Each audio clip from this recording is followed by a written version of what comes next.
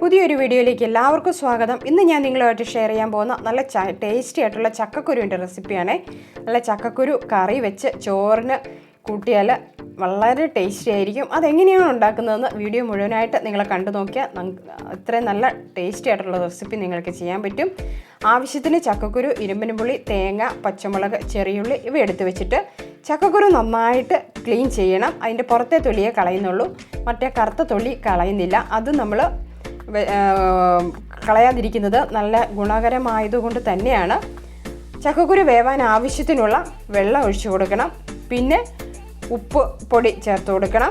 കൂടാതെ കുറച്ച് മുളക് പൊടിയും മഞ്ഞൾ പൊടിയും കൂടി ഇട്ട് നമുക്ക് കുക്കർ അടച്ച് വെച്ച് വേവിക്കണം.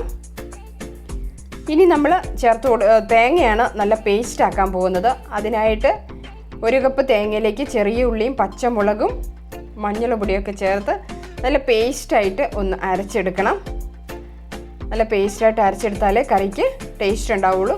നമ്മുടെ ചക്കക്കുരു ഇവിടെ വെന്ത് റെഡി ആയിട്ടുണ്ട്. ഇത് ഞാൻ ഇനി വേറൊരു പാത്രത്തിലേക്ക് മാറ്റി കൊടുക്കുകയാണ്. ചെറിയ കുക്കർ ആയതുകൊണ്ട് കറിയൊക്കെ മിക്സ് ചെയ്തെടുക്കുമ്പം കുറച്ചുകൂടി ഒരു വലിയ പാത്രമാണ് നല്ലതെന്ന് തോന്നി. ചക്കക്കുരു ഒന്ന് ഉടച്ചു കൊടുക്കണം കേട്ടോ. അത് നല്ല പേസ്റ്റായിട്ട് ഇരിക്കണം. ഇടയ്ക്കെന്നാൽ കടിക്കുകയും വേണം. ഇരുമ്പൻ പുളി ഞാനിവിടെ കട്ട് ചെയ്ത് വെച്ചിട്ടുണ്ട് ചെറിയ കഷ്ണങ്ങളാക്കിയിട്ട്. ചക്കക്കുരു വേറൊരു പാത്രത്തിലേക്ക്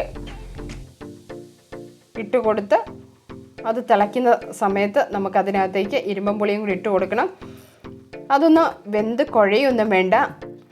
2-3 പ്രാവശ്യം ഒന്ന് തിളപ്പിക്കുമ്പം തന്നെ അതിനകത്തെ പുളിയൊക്കെ ഇറങ്ങി നല്ല ചക്കക്കുരുവിനകത്ത് നമ്മൾ ഈ പുളി ചേർക്കുന്നത് മാങ്ങയൊക്കെ ഒന്നും ഇല്ലാത്ത സമയത്ത് നമുക്ക് ചക്കക്കുരുവിന് പുളി കിട്ടാൻ വേണ്ടിയിട്ട് ഈ രീതിയിൽ ഇരുമ്പൻ പുളി വെച്ചിട്ട് നമുക്ക് ചെയ്യാവുന്നതാണ്.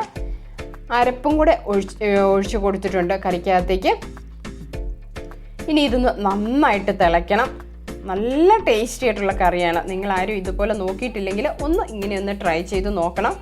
നമ്മൾ അരപ്പൊക്കെ കൂടെ ചേർത്തതിന് ശേഷം നന്നായി ഇളക്കി യോജിപ്പിച്ച് കുറച്ചുകൂടി ഒന്ന് തിളയ്ക്കണം. കറി ഒന്ന് ചാറൊന്ന് കുറുകി വരണമല്ലോ, അതിന് വേണ്ടിയിട്ട് ഒന്ന് തിളയ്ക്കാൻ വെച്ചിട്ടുണ്ട്.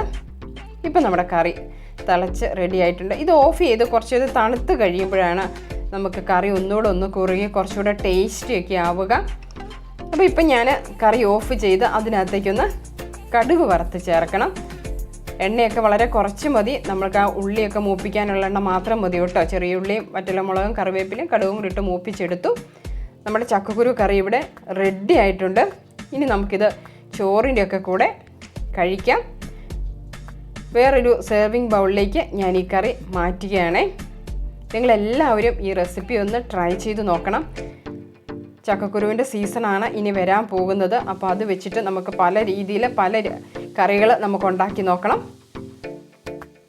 ചക്കക്കുരു മാങ്ങയ്ക്ക് ഏറ്റവും ടേസ്റ്റ് എന്ന് പറയുന്നത് അതിൻ്റെ കൂടെ നല്ല മീൻ വറുത്തതും പിന്നെ പാവയ്ക്കത്തോരനില്ലേ, പാവയ്ക്കത്തോരനും കൂടെ കൂട്ടി കഴിക്കുമ്പോഴാണ് നല്ല അതിൻ്റെ കോമ്പിനേഷന്.